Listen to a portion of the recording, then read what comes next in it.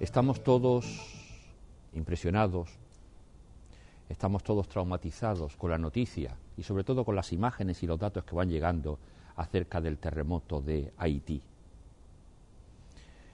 Una tragedia de tanta magnitud no puede dejar indiferente a nadie. No seríamos personas normales si eso pasase como una noticia más.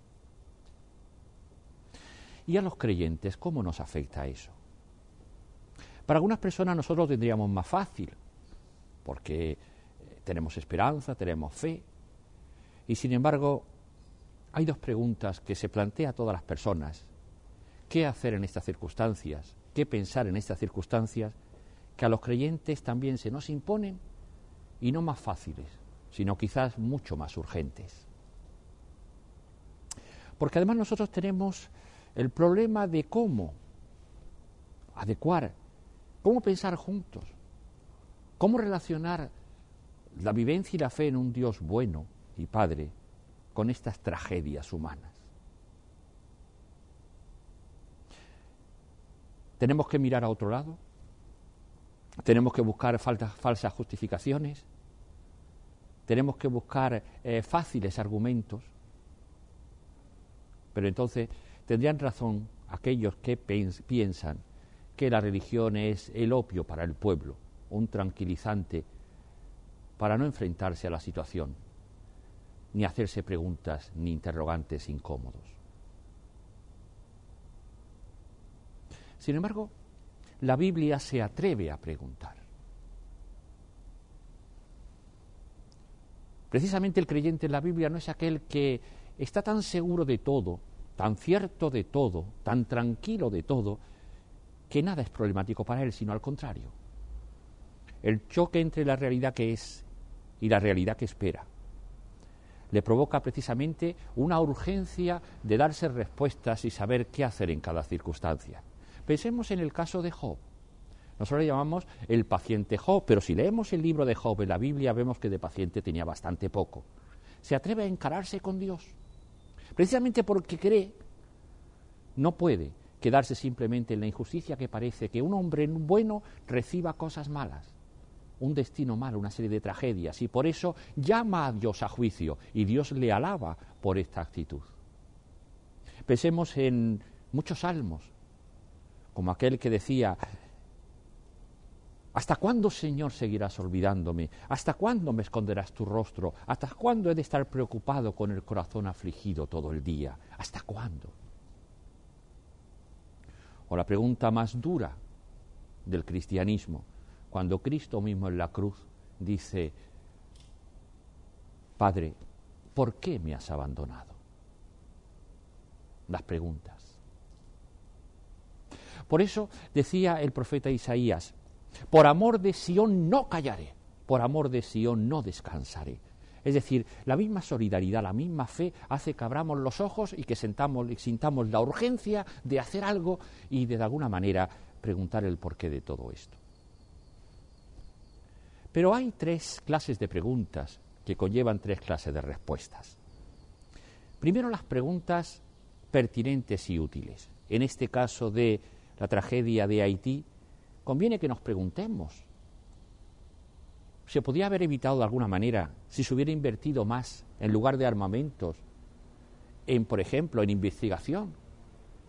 ¿Se podía haber minimizado los efectos si en lugar de ser un país pobre, masacrado por sus propias tiranías internas y por las condiciones externas, hubiera sido esto en otras circunstancias donde hubiese edificios más sólidos, más recursos? ¿Qué responsabilidad tiene la economía mundial, la política mundial y por lo tanto los gobiernos que nosotros escogemos, los recursos que ponemos a disposición para poder prevenir y ahora poder hacer algo? Son preguntas pertinentes porque nos llevan a una responsabilidad. Hay otras preguntas que son impertinentes y profundamente malévolas. Son aquellas preguntas que buscan sobre todo una respuesta que nos tranquilice.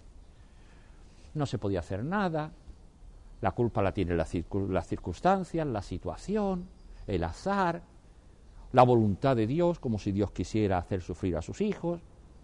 Son preguntas cuya respuesta nos deja tranquilos y miremos para otro lado. Y por eso no se trata de explicar lo que hay, sino sobre todo de luchar para que se solucione esta situación. Y después hay una tercera clase de preguntas, que son aquellas que nos enfrentan con el misterio de la vida y de la muerte. Cuando las respuestas normales no nos bastan, cuando hemos llegado al límite, cuando nos encontramos que la realidad es como un muro que chocamos una y otra vez, como un cristal donde la pobre mariposa golpea una y otra vez y no puede salir. Y sin embargo, gracias a esas preguntas que están en el límite, ha avanzado la ciencia, ha avanzado el pensamiento e incluso ha avanzado la revelación. Precisamente porque Job no se acostumbraba a esa visión de la religión de su tiempo que decía que Dios premia a los buenos con bienes en esta vida y a los malos con males en esta vida porque no se creía en la resurrección, y ante la experiencia de que eso no funciona así, se abrió paso la creencia y la fe en la resurrección. Son preguntas que no tenemos respuestas fáciles, pero nos obligan a ver la vida de otra manera. ¿Y qué nos dice Cristo de todo esto? Es curioso porque Cristo, en lugar de una explicación, nos manda hacer la acción. Lo vemos en el caso de la boda de Caná. María, precisamente porque tiene sensibilidad, no mira para otro lado, sino que dice, no tienen vino. Y cuando parece que Jesús toma distancia del problema, contesta María con la actitud totalmente adecuada. Haced lo que Él os diga, haced. Y entonces es cuando Jesús obra. Es curioso porque en todos los milagros y signos del Nuevo Testamento, Jesús parece necesitar de la parte humana. Para poder dar de comer necesita 5 panes y 2 peces, aunque sea para 5.000 personas. Para poder multiplicar la pesca necesita que echen la red. Por lo tanto, quizás la pregunta ahora no es el por qué ha sucedido, sino qué tenemos que hacer. Y esto no es evadirse, es que a veces hay respuestas y preguntas que solamente pueden ser contestadas desde la acción. Así puede surgir una nueva conciencia, la justicia, la paz, el compromiso, la solidaridad, la fe, la esperanza. Nos podríamos preguntar en estos casos, y mucha gente se habrá preguntado, ¿y dónde está Dios ahora con tanta tragedia? Jesús mismo nos dice en el Evangelio cuáles van a ser las preguntas finales del examen de nuestra vida. Tuve hambre y me disteis de comer, tuve sed y me disteis de beber. Quien busque a Dios ahora, mire los ojos, mire los cuerpos, mire las heridas de nuestros hermanos de Haití. Ahí está Dios. Y o respondemos a ese Dios ahí, o no creemos en Dios. Es lo que le pedimos al Señor en el momento, uno de los momentos cumbres de la Eucaristía, entre la consagración y la comunión. Y nos atrevemos a pedirle esto, que quizás sea la respuesta y la actitud más adecuada para todos en este momento. Danos entrañas de misericordia frente a toda miseria humana. Inspíranos el gesto y la palabra oportuna frente al hermano solo y desamparado. Ayúdanos a mostrarnos disponibles ante quien se siente explotado y deprimido. Que tu Iglesia, Señor, sea un recinto de verdad y de amor, de libertad, de justicia y de paz, para que todos encuentren en ella un motivo para seguir esperando. Que todos los miembros de la Iglesia sepamos discernir los signos de los tiempos y crezcamos en la fidelidad al Evangelio. Que nos preocupemos de compartir en la caridad las angustias y las tristezas, las alegrías y las esperanzas de los hombres. Y así vivamos juntos el camino de la salvación.